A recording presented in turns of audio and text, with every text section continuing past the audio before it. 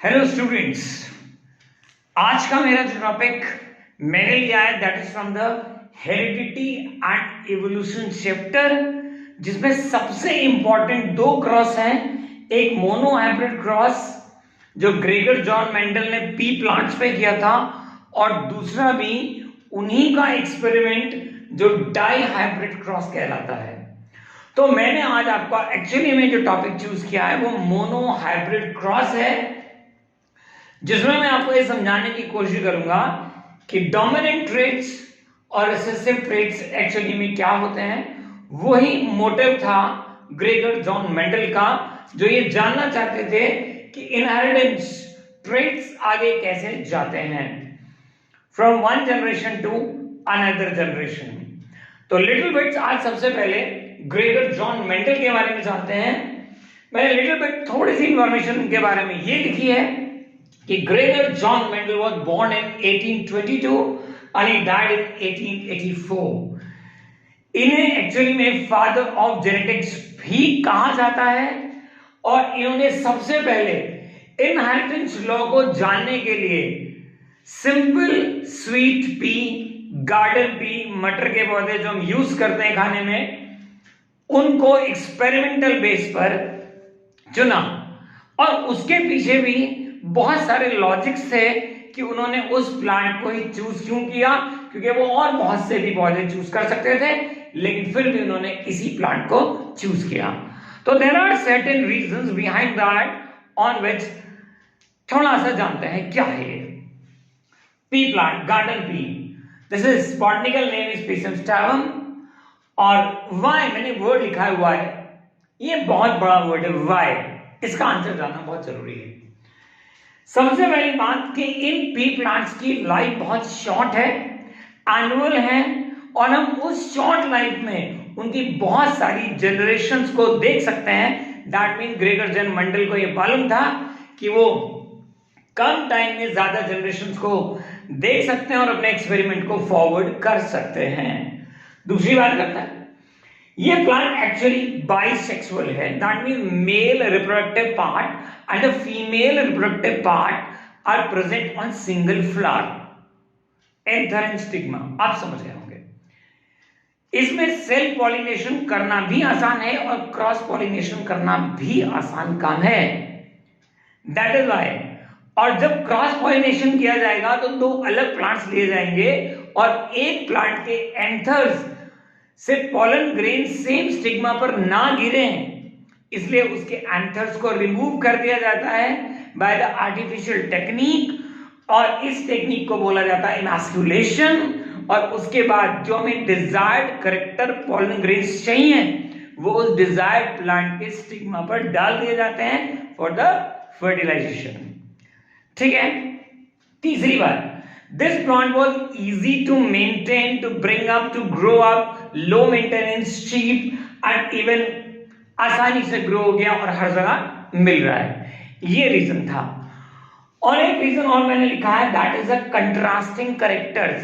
Yes, ये भी बहुत अच्छी बात है कि ये एक ऐसा प्लांट है जिसमें वैरायटी ऑफ फ्लावर्स भी बहुत सारे हैं, और अगर देखा जाए तो उसमें सीड्स का कलर वेरिएशन, साइज भी बहुत मिलता है, और पॉड समझते हैं ना, फली का साइज, वो भी लार्ज, श्रिंक, इन्फ्लेटेड और कुछ इस तरीके का बहुत सारा मिल जाता है। तो that is why variety of contrast character की वजह से भी उसको एक्सपेरिमेंट करने में ग्रेगर जॉन मेंडल को इजी हुआ। तो दैट इज व्हाई उन्होंने इस गार्डन पी प्लांट को चूज किया। तो अब हम चलते हैं बच्चों अपने एक एक्सपेरिमेंट की तरफ, जिसे मैंने लिखा है mono hybrid cross. I think visible होगा ये। और उन्होंने मोनो हाइब्रिड क्रॉस का जनरली मतलब यह है कि उन्होंने एक कैरेक्टर को चूज किया। जब हम डाई हाइब्रिड की बात करेंगे आपसे, तो डाई हाइब्रिड कैरेक्टर में हम लोग दो कैरेक्टर चूज करेंगे, जैसे किसी सीड का कलर और साइज, फ्लावर में कलर और सीड, तो they are the two characters. लेकिन यहां हम एक ही कैरेक्टर की बात कर रहे हैं, दैट इज हाइट। और हाइट का टाइप होता है either it is a tall, either it is a dwarf, या तो वो छोटा हो या वो साइज में बड़ा हो। तो tall and dwarf are the two varieties. तो इसे मोनोहाइब्रिड कैरेक्टर बोलेंगे, मोनोहाइब्रिड। तो मोनोहाइब्रिड क्रॉस में हम लोग सिंगल कैरेक्टर के बारे में स्टडी करेंगे, ठीक है। जैसे I have taken this parent 1 and parent 2, this is parental cross. ये पेरेंटल क्रॉस क्यों लिखा मैंने, क्योंकि यहां पर एक पेरेंट अलग है जो टॉल प्लांट्स हैं और दूसरे पेरेंट अलग हैं जो ड्रॉप प्लांट्स हैं, राइट। तो मैंने थोड़ा टॉल भी बना दिए हैं ग्रीन से और थोड़ा ड्रॉप भी बना दिए हैं। तो this is a cross pollination. Why I am saying cross pollination, because इसमें टेक्निक यूज की गई, that is the emasculation. Tall plant और ड्रॉप प्लांट के एंथर्स का शिफ्टिंग करके इसको इसीलिए कहा गया कि this is a parental cross, cross pollination artificially. Denote किया मैंने इसको capital T and capital T से इस कैरेक्टर को, और इसे small T and small T से, so that it can donate a capital that is always in pair, factors are always in pair, और ये भी पेयर में लिए गए हैं। phenotype character means the character which is visible to us, जो हमें दिखाई देता है, that is a phenotype character, और जो genes के according होता है उनमें, that is known as the genotype character according to chromosomes। तो phenotype means this is tall and this is dwarf, but what is a genotype? This is a factor pair, capital T and capital T, small t and small t. This is genotype. अब इसके gametes को अलग अलग कर लेते हैं। This is capital T, small t and small t, right? और now अब इनको मैच करते हैं। Capital T matches with small t, ये सब ऐसे ही हो रहे हैं, capital T with small t, capital T with small t। तो now in F1 generation, ये मेरे पास अब यहां पर F1 जनरेशन के प्लांट हैं सारे, F1 के फेलर 1, और इस जनरेशन में मुझे सारे प्लांट टॉल मिल गए। तो मैंने फिनोटाइप कैरेक्टर लिख दिया यहां पर, दैट इज अ टॉल, ये फिनोटाइप है।